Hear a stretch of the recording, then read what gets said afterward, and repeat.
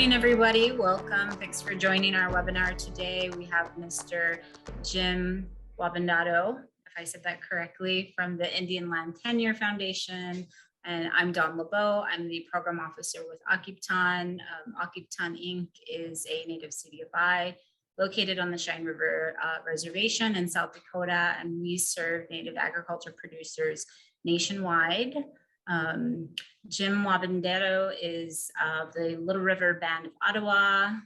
He's worked with ILTF, Indian Land Tenure Foundation, since the early 2014 year as the Program and Development Officer. His role is to work on issues related to landowner education and program development. And prior to joining the organization, he was a realtor in Arizona and in Wisconsin, a site manager with the Indian Land Consolidation Office, a realty specialist and grant writer with the Bad River Band of Chippewa, as well as an economic development director and casino board member at Little River.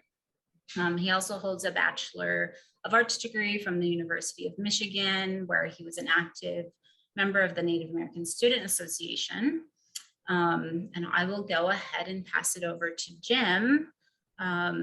We will be doing Q&A at the end of the webinar, so make sure and have your notes ready for any questions that may come up, but you may also place them in the chat and then we will get to them once Jim is complete with his presentation. So yeah, I'll go ahead and pass it over to you, Jim.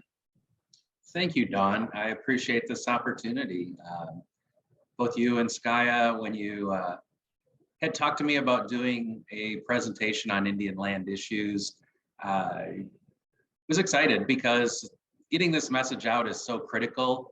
I think that there are a lot of misconceptions, there are a lot of misunderstandings, and it's a difficult process in the first place. So again, I do enjoy having this opportunity on behalf of myself and on behalf of the Indian Land Tenure Foundation. As Dawn said, my name is Jim Wabindato, although some of my family also says Wabindato, so I heard it a couple of both ways, and it is correct. I am a Little River Band of Ottawa Indian citizen, and it may come up during a later part of our presentation, but the Little River Band of Ottawa Indians is a reaffirmation tribe, and so as we go through the different eras, that does have an impact on how Indian land is treated for our different tribal communities. I'm going to give you a very broad overview of what Indian land is. How we got to where we are at is probably the bigger issue and the bigger topic that I'll be looking at today. But importantly, I can sketch out the very broad strokes of what the federal policy is and how that has an impact on Indian country.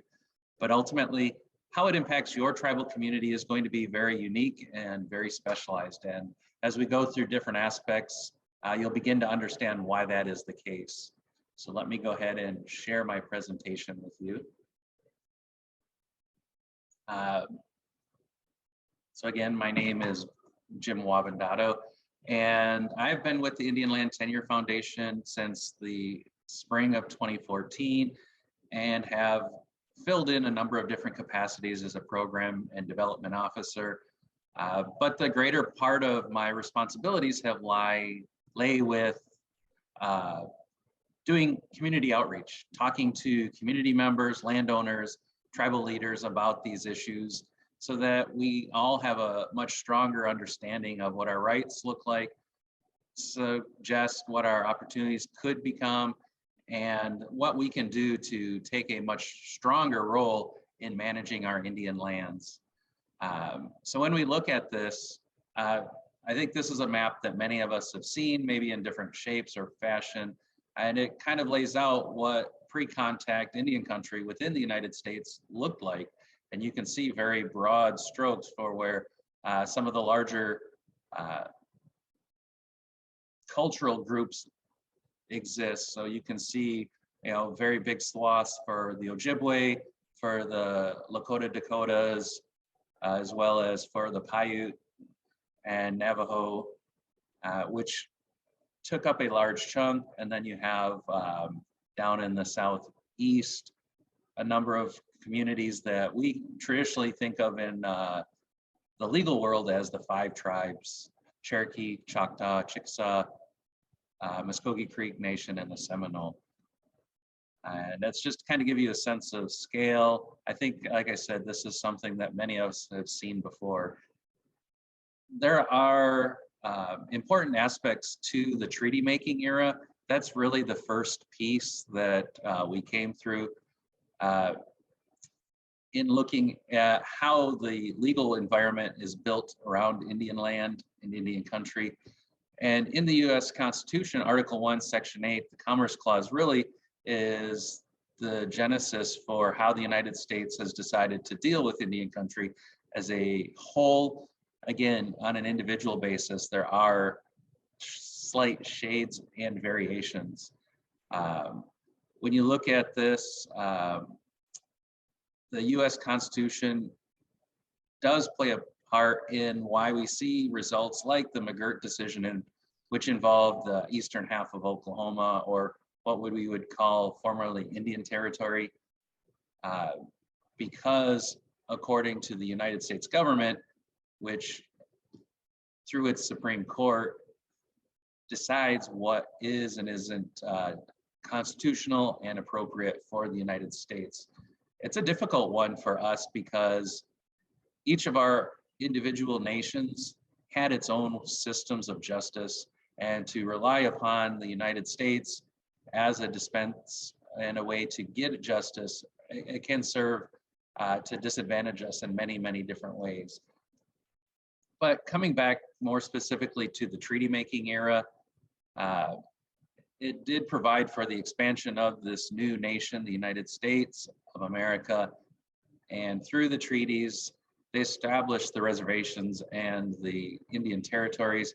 Just as a frame of reference, the first treaty was 1778, and the last treaties were 1871. So you're really only talking about 100 years of our interactions with the United States, but again, it does set the stage for most of what we deal with today. Excuse me. I have the presentation broken down into several several eras in federal policy, more specifically as they affect tribal sovereignty, because I think it's important for us to understand how these different pieces come to play. There are other ways to look at the different policy eras, like reservations and termination and so forth. And we'll go through the same time frame, but I may use language different than what you're slightly used to seeing. And please bear with me. It can get kind of dry. This is a lot of legal angle to the conversation, but it's important for us as Indian people to understand how the United States creates its legal underpinnings to these policies, because that's probably the strongest way we can use to interact with the federal government and perhaps even with our own tribes as individuals. There are, as you can see, different time frames. So the 1830s, 1880s, the 1930s, and then it kind of jumps about every 10 years, coming up through the most recent different policy eras. The first I'll start with is the Marshall Trilogy. There are 3 cases, as the language of trilogy suggests: Johnson versus McIntosh, Cherokee Nation versus Georgia, and Worcester versus Georgia. And the important thing to look at is that the Chief Justice of the court, who is Marshall, Justice Marshall, carved out an exclusive federal right to regulate Indian affairs with tribes. So when we go back to the Constitution, they used that Commerce Clause as a way to insulate tribes from working specifically with the states, because you would have encountered an uneven distribution of Indian policy. States really exist to exercise their own rights and their own opportunities, and would certainly have taken a much stronger role in diminishing tribal communities. With the Cherokee Nation case, the second case, you may have heard over time this concept of domestic dependent nations. By domestic dependent nations, it really sets that without the federal government, tribes don't necessarily have sovereignty. And so that's a struggle for all of us, because we did exist and we can do things on our own and for ourselves. Most importantly with the Marshall Trilogy is it really sets the precedent for almost all future case law. And one of the things that we will eventually have a conversation about is that case law, or those cases decided in court systems, probably make up about 90%, maybe 70, 85% of how Indian country works through Indian land jurisdiction as it relates to tribal reservations and tribal communities. It's not going to show up later because it's more of an application. When I was talking to Dawn the other day about this presentation, one of the things I was telling her is that in my part of the world, the upper Midwest, the Great Lakes region, the Lake Superior Chippewa tribal communities, which numbers probably around 15 different tribal communities in what we would consider Canada, Ontario, Canada, Michigan, Wisconsin, and Minnesota. Through treaties in the 1830s, the 1850s, the reservations, as we talked about in the treaty era, carved out places for tribal communities, and it listed out what rights and opportunities would exist. And one of the policies that the states enjoy is to take that land and have it not considered trust asset, to not have it as Indian status land, which then allows it to be taxed. And so in the 1890s, 1900s, 1910s, and even into the 1920s, it was fairly common for states to, or for the Indian agent to take the land out of trust on behalf of the Indian, whether they wanted it out of trust or not. And then it would be subject to state taxation, through which a number of states took land from Indian people and from the tribal community. The reason I bring up this when it comes to case law and the precedent for through the Supreme Court is that the Keweenaw Bay Indian community had sued the state of Michigan over state taxation of its lands in fee status, non-Indian status, and they won. The trouble for that case outside of the specific tribal community of Keweenaw Bay and Lac Vieux Desert is that it only applied in the 6th appellate court district. As I mentioned, Ottawa, Canada, Michigan, Wisconsin, and Minnesota surround these Lake Superior Chippewa tribal communities. And so the outcome does not have an impact on those tribes that are surrounded by Wisconsin or Minnesota because it only applies in the 6th Circuit Court of Appeals. It didn't ever make its way to the Supreme Court for a final adjudication. And ultimately, the tribal communities in Wisconsin, the tribal communities in Minnesota don't enjoy the result of that. And again, that comes back to the Supreme Court and its Marshall Trilogy saying that they have a say over Indian lands. As we look future, jumping forward into the 1880s, there were a couple of important actions. In 1886, there was the US versus Kagama. In that, the Supreme Court affirmed and approved of the Major Crimes Act, which was passed a year earlier. The Major Crimes Act said that this federal government would be responsible for crimes committed within the reservation community. But more importantly, what it did, and then was upheld about 17 years later, is it reinforced this idea. So when you start with the Marshall Trilogy saying that we're domestic dependent nations, and through the Kagama, as well as the Lone Wolf decisions, saying that Congress has plenary power or legislative power over how the states as well as the federal government will interact with tribal communities. It really has served to put us as unable to manage our own affairs. So when we look at trust lands, it really comes back to this concept. So when we talk about the Dawes Act, and I'm going to kind of jump around because these things are all loosely connected, but the Dawes Act was passed at about the same time as the Major Crimes Act and the Supreme Court decision in 1886. So in 1887, they kind of pulled it together under the General Allotment Act. And through the General Allotment Act, the reservations were broken into individual parcels for tribal members to create a subsistence.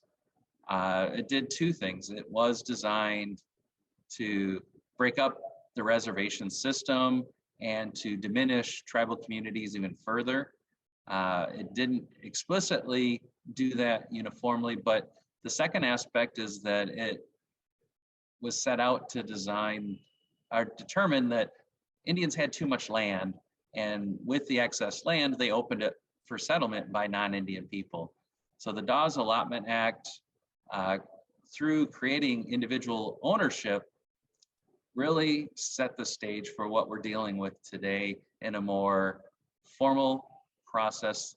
There were treaties in the 1850s and 1860s that began this process, including the one that the 1855 treaty that established a second reservation lands for the Little River Band of Ottawa Indians, my tribal community. So I do know that the Dawes Allotment Act was not the very beginning of the allotment process, but it is probably the piece that really solidified that for the rest of Indian country, especially with the dawn of the sunset of the treaty making process only a couple of years earlier. As it shows here, the Dawes Allotment Act suggests that it would lift us out of poverty through land ownership and farming. And when I talk in tribal communities, I find this to be one of the greatest ironies, is that they were going to allow us to keep our land, to become farmers and ranchers. And when I work with organizations like Akiptan, when I work with the constituents of Intertribal Agriculture Council, so much of what we're trying to deal with is getting out from underneath the thumb of the Department of Interior, of the federal government, because we can look at our checkerboard reservations, we can see that farmers and ranchers under state jurisdiction have a much easier time being effective in doing the activities that the original Allotment Act was designed to suggest. So again, in terminology, I think their bigger goal was not necessarily for getting us out of poverty, but to assimilate Native people into the much broader community and get rid of the Indian problem.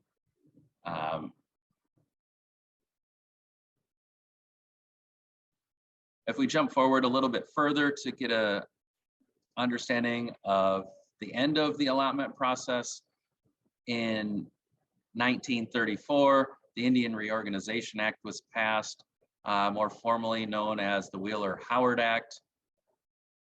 It followed what came out of the Merriam Report and the activist John Collier, who became Secretary of Interior, to say that the situation for Indian people was deplorable. It was not going to sustain itself, and that the Indians may well disappear. And it like I said, it's one of those interesting pieces of history that Indians might disappear became a cry to change the process, when the original policies were actually designed to do exactly that. Now, as you and I know, we weren't disappearing, we were just getting run over through that process. So the IRA did end the General Allotment Act, There were no more allotments. I think the latest numbers I ever saw on new allotments were probably around 1912, 1915, but they were doing it after that period. It loosely set out the establishment for a framework for tribes to be self-determined, to reinforce the idea that there are these tribal communities with their inherent sovereignty and their own leadership. I will mention, loosely speaking, that the Oklahoma Indian Welfare Act was passed in 1936. The Welfare Act, as it's known in shorthand, accomplishes the same objectives, and it was specifically designed to address the former Indian Territory, which then had become the state of Oklahoma. One of the major differences between the Indian Reorganization Act and the Oklahoma Indian Welfare Act is it sets up a different set of rules for a number of those tribal communities.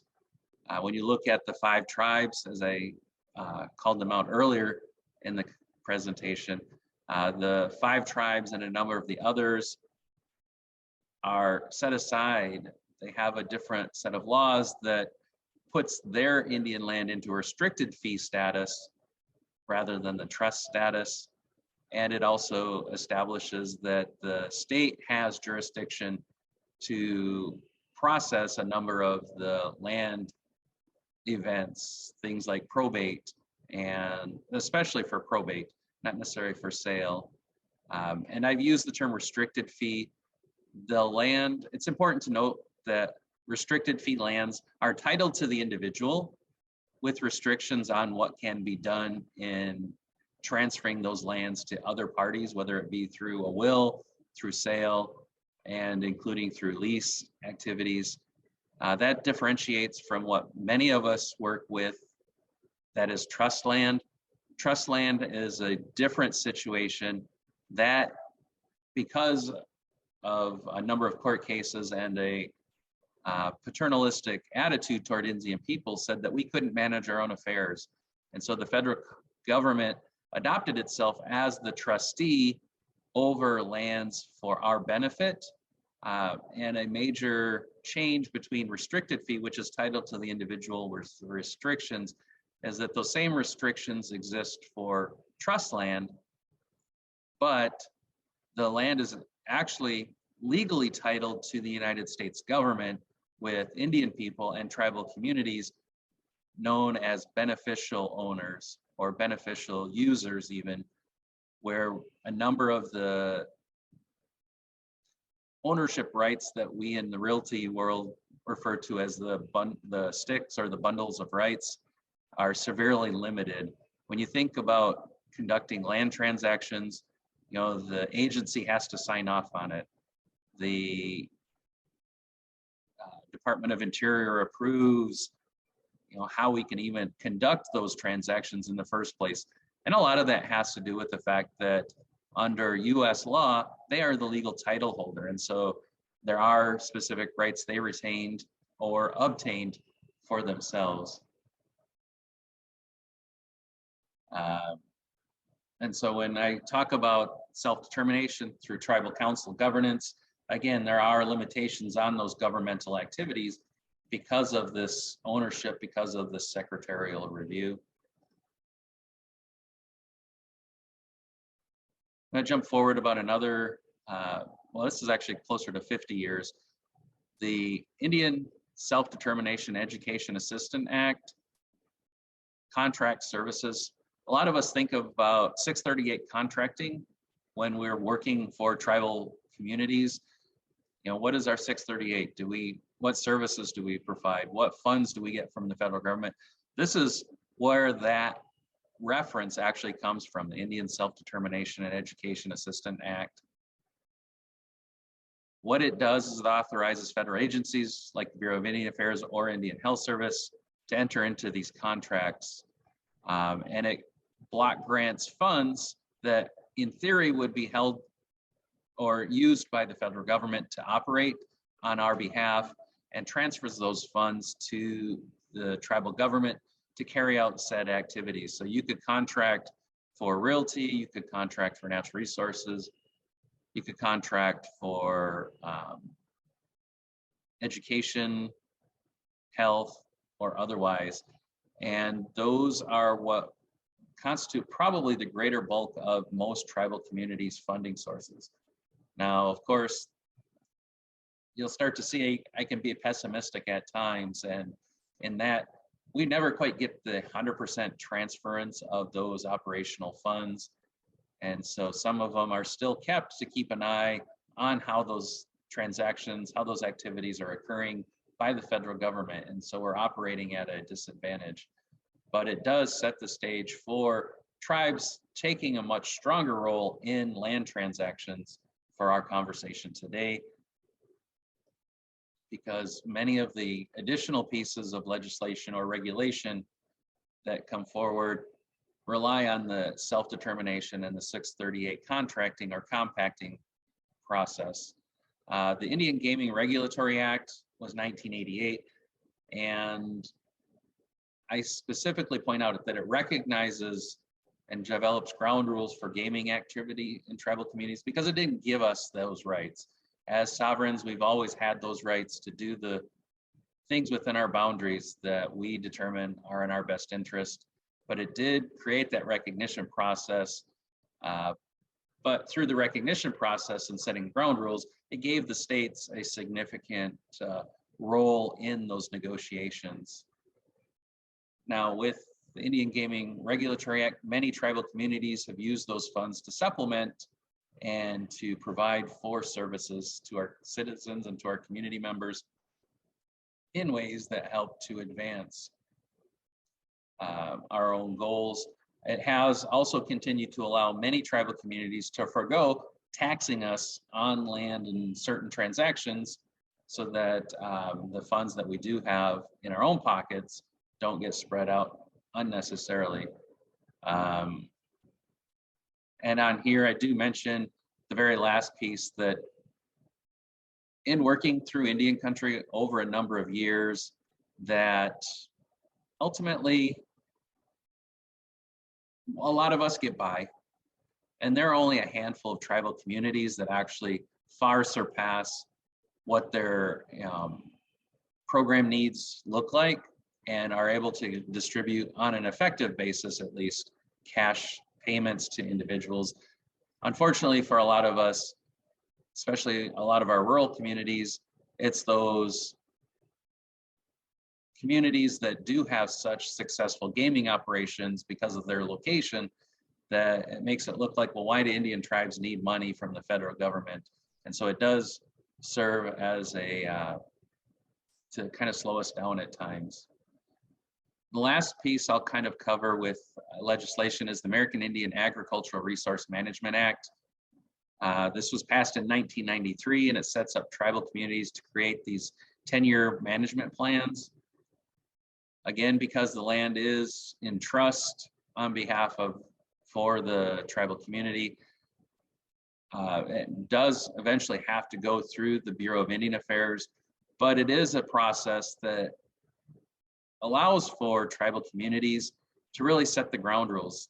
But more importantly, for us as farmers, ranchers, and landowners to not so much force, but to cause our tribal leaders to sit down with us and do the planning process. What's going to be in our best interest, not just what's in the tribal government's best interest, because those two things don't always line up. As farmers and ranchers, I'm sure you've seen that advancing your business sometimes may create a headache or come at a cost to the tribal government, but that's part of us being able to be, self-determined within our own rights. And so on here, you can see it requires beneficial owners and ag producers to be involved in the conversation. But with these 10-year plans, and the reason I want to talk about ARMA in front of you is that it can help to reinforce tribal sovereignty within the reservation boundaries. Offhand, I would say there are probably about 12 to 14 tribal communities that have a federally recognized agricultural resource management plan. And with that plan, in theory, it should suggest that even non-Indians who are within the reservation must loosely comply with the planning process.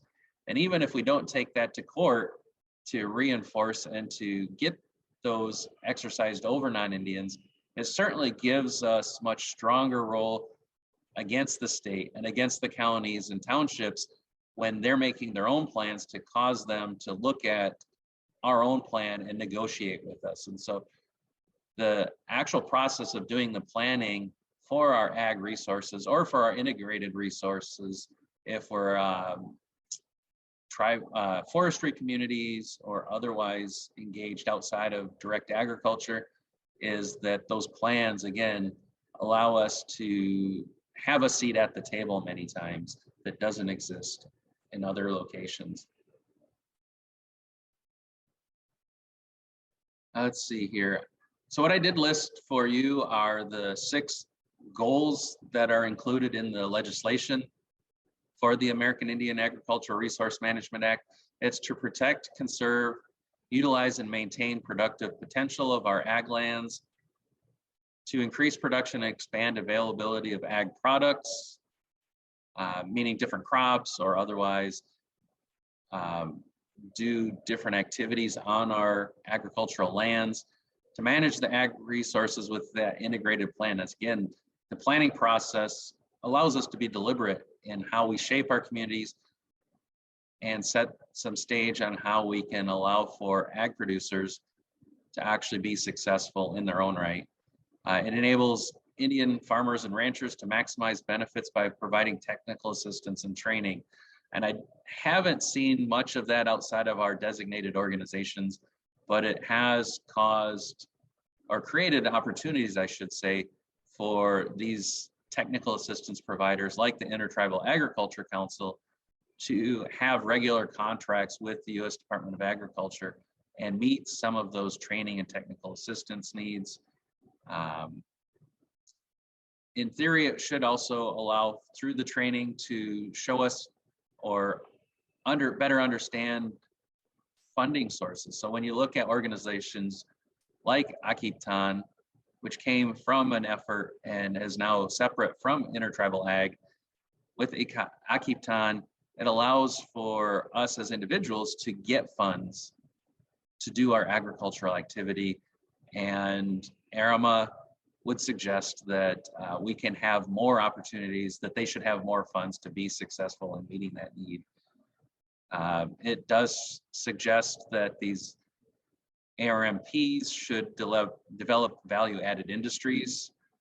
So where I've seen that actually in action the best is by reinforcing these value-added industries, such as the harvest of a wild or natural crop. In my part of the world, we have wild rice, which, because it grows naturally, for the longest time was not considered by USDA as a value-added activity.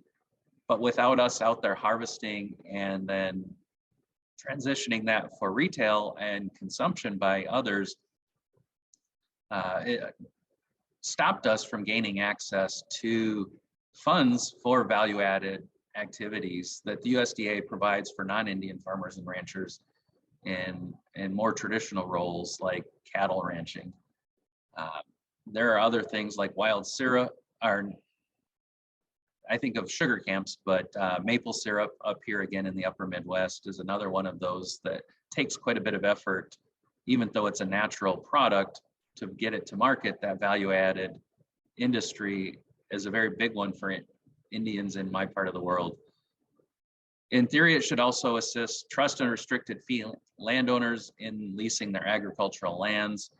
Again, if a tribe has an ARMP, it will have a much more direct way in influencing how those ag leases get structured, how they get measured for, productive value, how we may stock them with cattle or other livestock.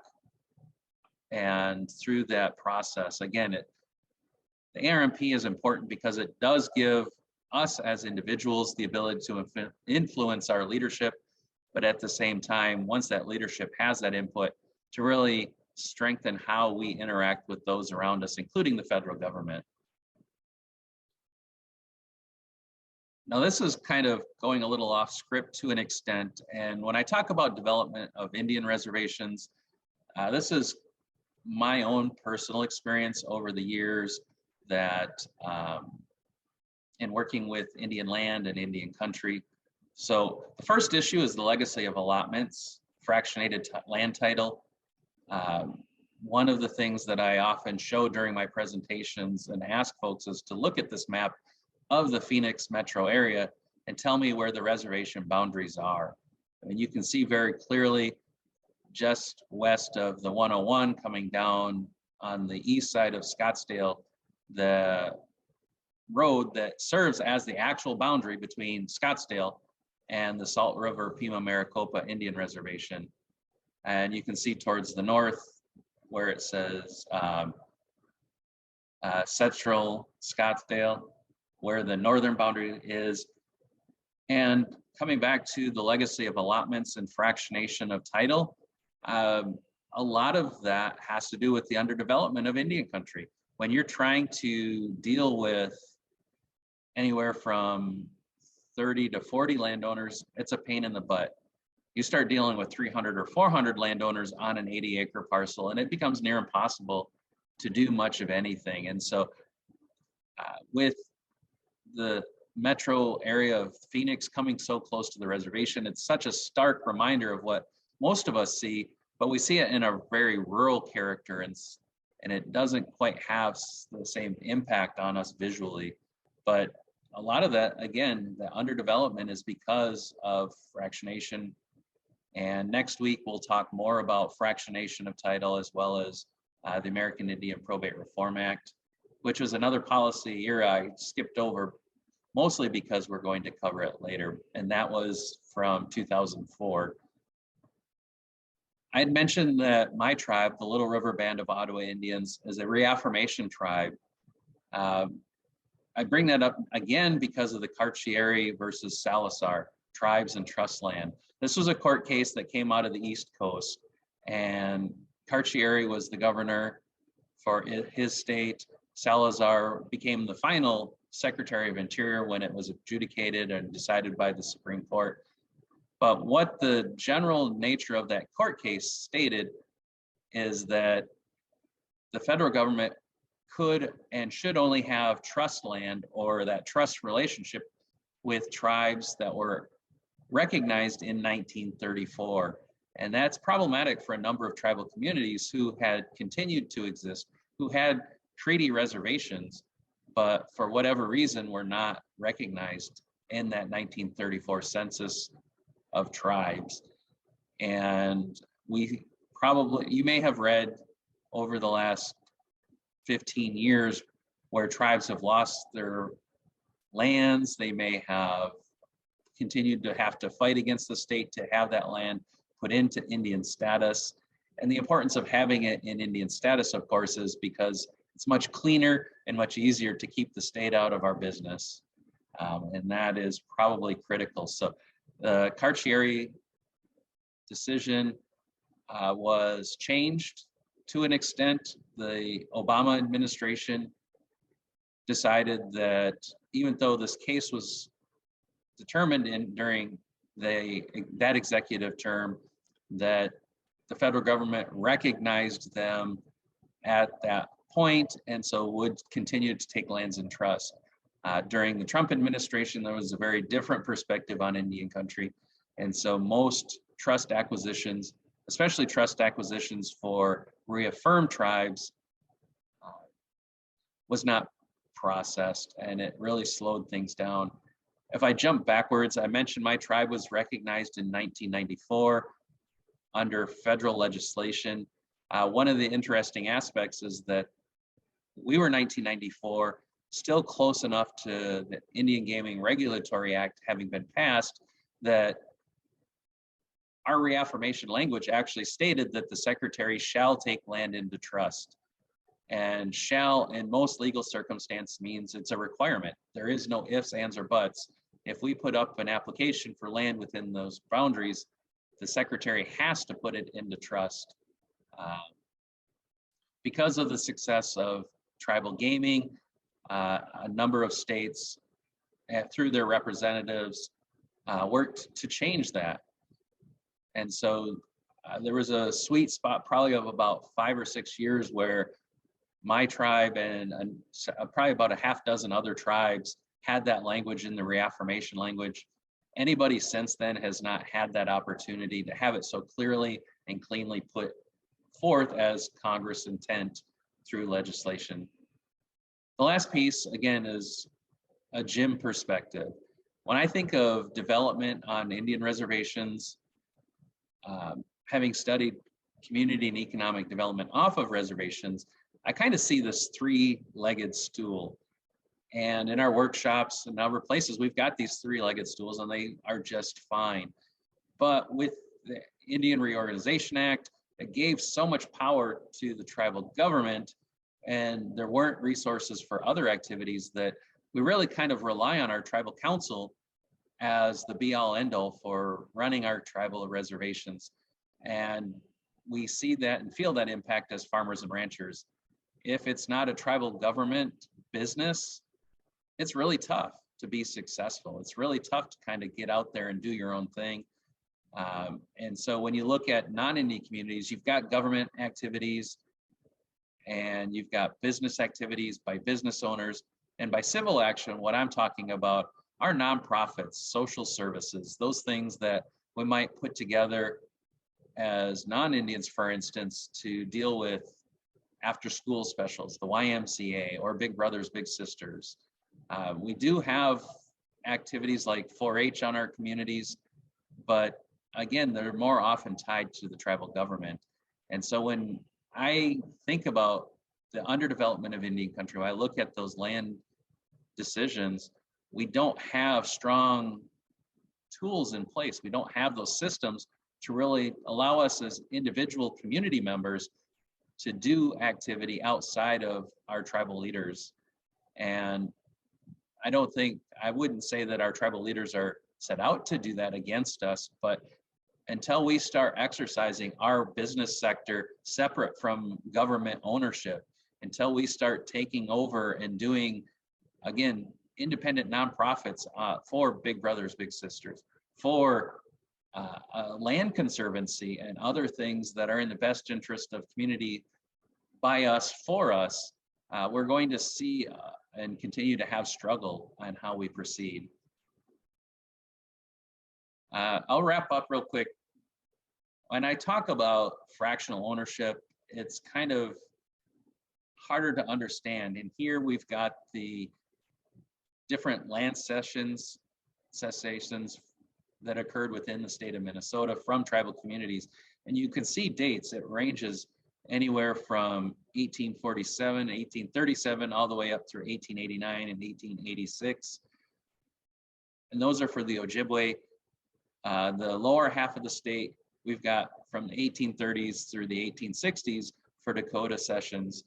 And those set out these reservations here surrounded by the state of Minnesota. For instance, the Mille Lacs Reservation, this is what the reservation was set out in the treaty with the Minnesota Chippewa tribes. But this is what the land looks like today. You can see trust land in red, and it doesn't serve very much.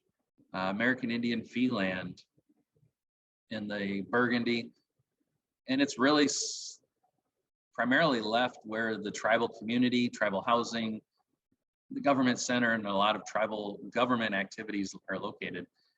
The state has since taken over chunks, but the greater bulk of this part of the Mille Lacs Reservation is private lands. And again, there's a long history on how we got to private ownership that unfortunately would probably take the rest of the day, but it's so unique to each tribal community. So I just wanted to kind of give you a quick overview of how that process plays out, so that, again, with an agricultural resource management plan, it may not have a significant impact at Mille Lacs because they just don't have the sizable land holding to do agricultural activity, but with that plan, it gives them a much stronger foothold to have conversations and carry weight with the state as well as the county and township when they do their own planning efforts. Reach the stage of the conversation, I do want to mention the message runners. Next week, I'll highlight more out of the American Indian Probate Reform Act, which we refer to as Message Runner 2, as well as Message Runner 4. I think that will fill in some of the details I may have quickly covered today. It does lay it out in the more traditional from removal to recovery, land ownership in Indian country. Gives you it'll be a much more slower pace to go through those things and to perhaps develop your own set of questions. The Indian Land Tenure Foundation, Intertribal Agriculture, and a number of other organizations like Akiptan are here to serve your needs and to answer your questions. And so when you do have issues that come up in your practice, in your farming or ranching activities, you can certainly look to us. We may not always have the answer. We may not necessarily have the resources, but we are on your side and we look toward helping you be successful in your endeavors. So that's the end of my presentation. I will put into the chat feature those two, the two URLs so that you'll have them should you want to. So let me go ahead and stop that part, and then I will be able to add those to the chat. And Jim, we do have a couple questions and I can read them to you when you're ready. Hold on. I went to Q&A. Sorry, I gotta make sure I'm in the right area here. Let's go chat. Here we go. Just take me a quick second. Yep. Okay, and if anyone has any questions, feel free to put them in the chat and we'll get them answered the best we can today. And like Jim mentioned, we're going to have a follow-up webinar next Wednesday at the same time. If you registered for this one, then you're already registered for the next one. But we'll put the link to register if you haven't in the chat before we end here. Okay, so go ahead. Okay, can you talk about some of the differences between land status, such as trust fee, restricted fee, as they relate to taxes, potential risks, potential ownership risk with trust versus fee versus restricted fee, and how a succession works, easier or harder or one or the other, and how to put land into trust or take it out. And maybe I'll put that in the chat. That way you can read everything I just said. I do see that in the Q&A. So because there's a lot of issues in there, so it's has a lot of different answers, and it really comes down to the different land statuses. There's trust land, and again, it could be trust on behalf of the tribal community. It could be trust land on behalf of an individual. And the key component to that is the federal government holds legal title to that land in trust for the beneficial party, which again could be the tribe, could be me, could be you, our grandma. Ultimately, again, that trust status gives them an outsized authority to have a say in what goes on. So even with a probate, it has to go through their processes. If we want to lease, it's got to get approved by the federal government. And if you think about it from a title standpoint, it makes a lot of sense that that's how it could be. Restricted fee is, again, it's very similar in how it operates. The titling is a little different. Legal title is actually to, like Jim, as an individual with restrictions on what I can do with that land. So if I wanted to write a will in Oklahoma with restricted fee land in 5 tribe area, I've got to register that with the county, get a judge to sign off on my will, and ultimately, when I should pass on, it'll be taken care of in in the state court system, not in the federal system. So restricted fee is a bit different. Fee land is taxable land, it's state land, it's got a very different character to it. The federal government isn't involved at all. The state may be involved. So even within our own reservations, if I personally own land but pay taxes, in theory, the state could tell me how I can use that land through zoning ordinances and other restrictions on like building codes or setbacks for wetlands and other activities. There are some court cases that might suggest that as a tribal person, even with fee land within the reservation, I would actually be subject to the tribe's zoning or otherwise. Ultimately, that's there are court cases on both sides of that issue, and so it's not clear cut how that plays out. But the biggest thing is usually with fee land, we think of it as having to pay taxes on it, and it's subject to the state. Potential ownership risks with trust versus fee versus restricted fee. For this part of the conversation, I would say restricted fee and trust land are kind of the same category. With fee land, the risk probably comes down to using it as an obligation for a loan.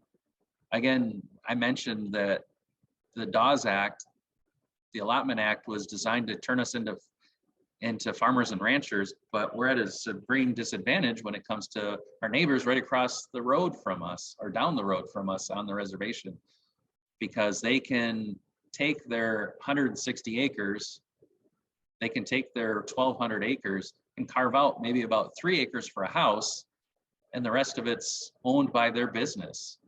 That business then can use the land as collateral without necessarily causing you to lose your house. In Indian country, legally, we should be able to do some of the same things, but fractional title is an impediment. Banks not understanding how trust land works, because all they think about is, well, it's Indian land, so it can't be repossessed. And that's not exactly the case. If the tribe should want to stop a legal proceeding against me as an individual, they'd have to step in with some cash to make a difference.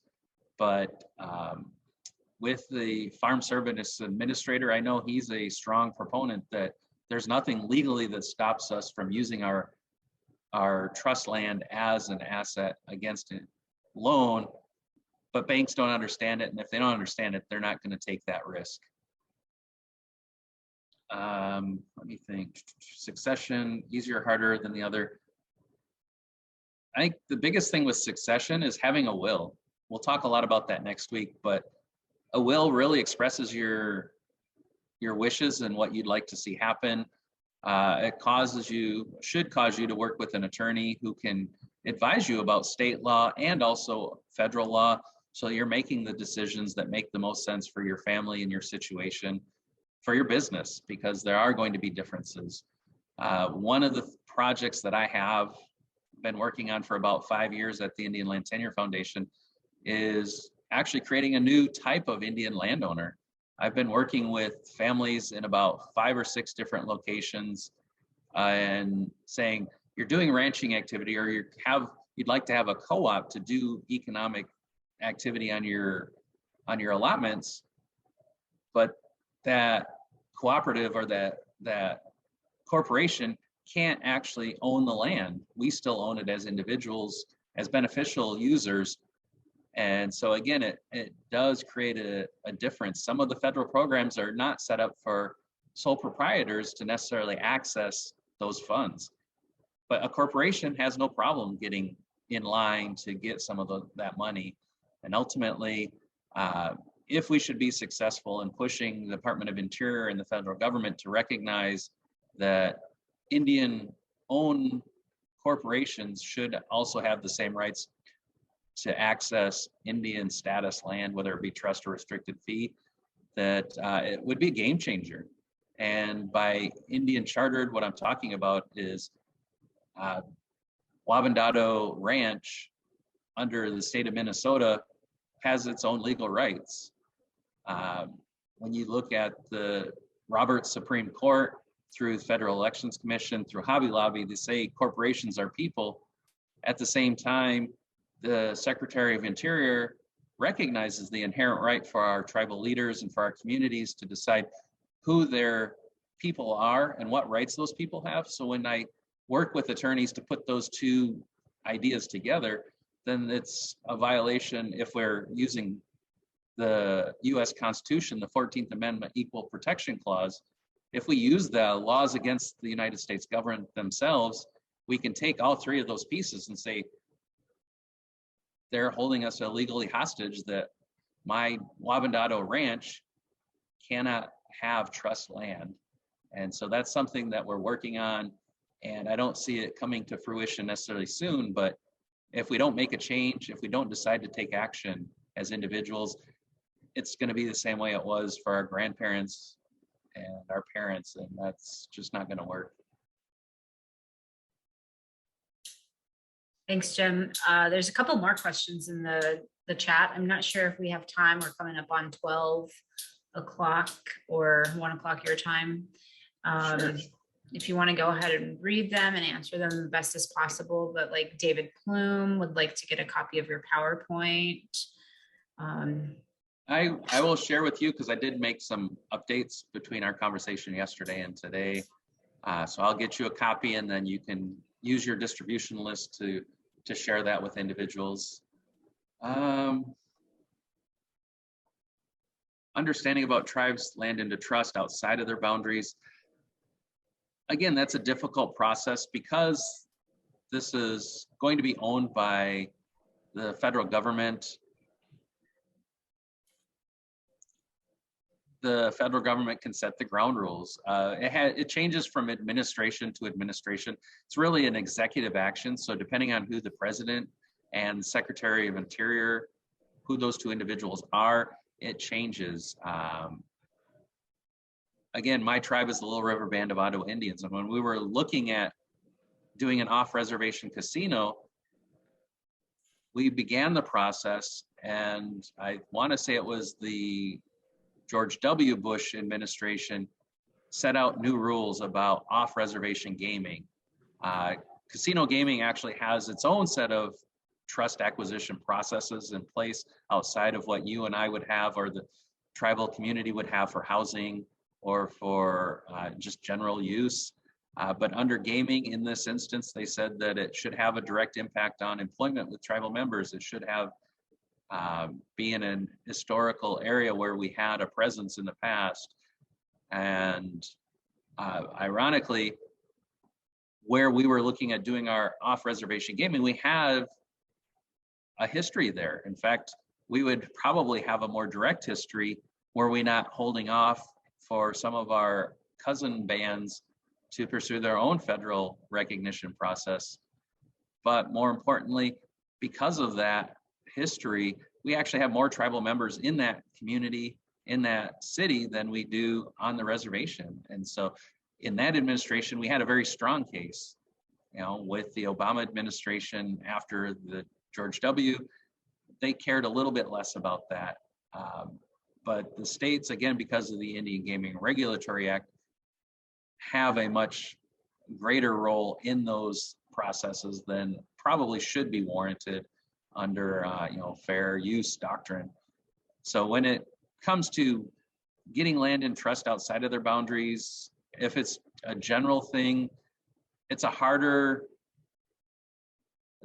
path to try and drive through, mostly because you are looking to show that you have a history there and that it would be beneficial for the tribal community without having an undue harm on the non-tribal community.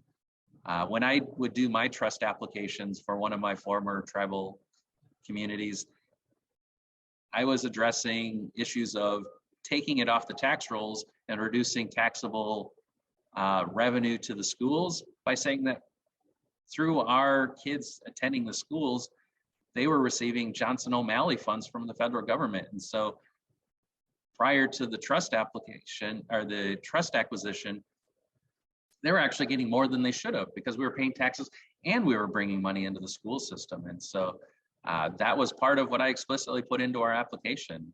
And I don't know that that would have been something that made it acceptable, but it certainly, takes some of the bite out of the surrounding county and state to say that, we're taking their tax dollars away from them.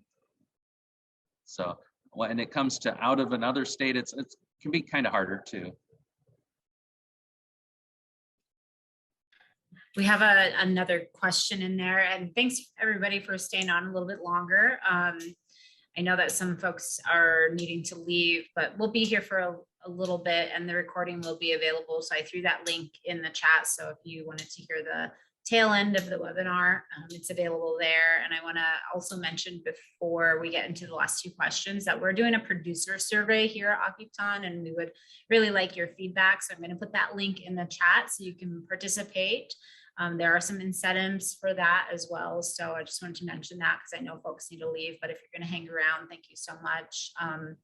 The other question in the chat, Jim, is if an individual is operating on trust land from the tribe, are they exempt from taxes, or is the individual exempt if operating on their own individual trust land? Okay, yeah, the first question posted by Skya, where it talks about what constitutes majority interest, highly fractionated, I'll tackle those. As long as we get those captured, Dawn, I'll make sure to cover that in our presentation next week.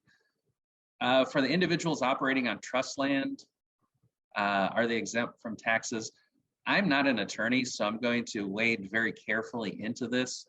What I do know from experience is that, generally speaking, if you are leasing land from the tribe for your agricultural activity, I would expect you probably still would be responsible for taxes for your business. But if you are on your own individual trust land, you probably could sidestep taxation of the agricultural activity. Now, if you built a hotel, Internal Revenue decisions would say that that's not an exemption from taxation by the state or from the feds. Well, though, let me rephrase that. A lot of these things on trust land would be exempt from a lot of state. But again, it comes down to individual circumstances and the different activities. Where you may get that exemption is under federal. So in other words, if I were a singular owner of a 40-acre parcel and I were growing a crop, I am deriving benefit from my Indian land, and through several court cases would suggest that I would not even be responsible for federal taxes on that economic activity. But again, if that is something that's important to you, I strongly advise seeing an accountant, a tax attorney, or even a general attorney to get proper legal advice. But that's generally what I've seen.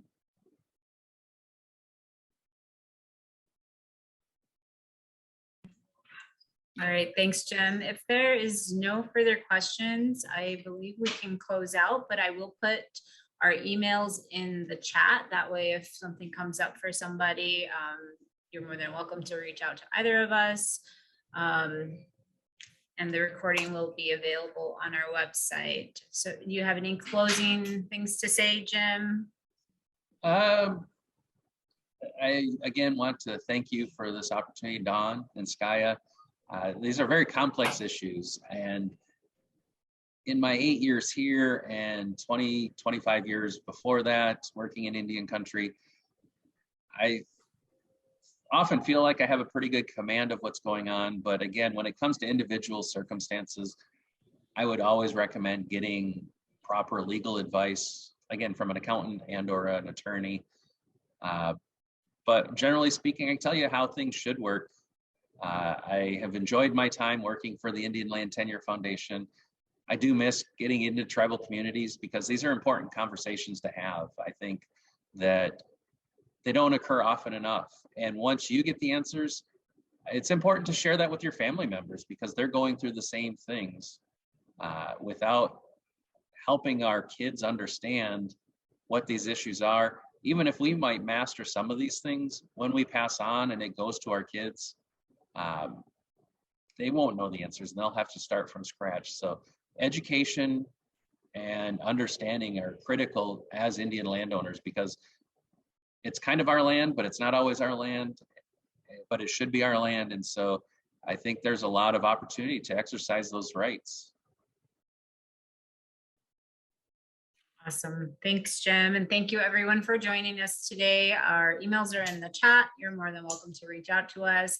And I also want to mention, as Jim stated, our young relatives, they also would benefit from the education. And we have internships at our organizations that go on throughout the season. We have a summer internship here at Occuton that we are promoting right now. You can follow both Indian Land Tenure and Occuton on our social medias and see what we're offering for the season, what webinars are coming up. So we'll hopefully see you all back here next week on Wednesday, same time, same place.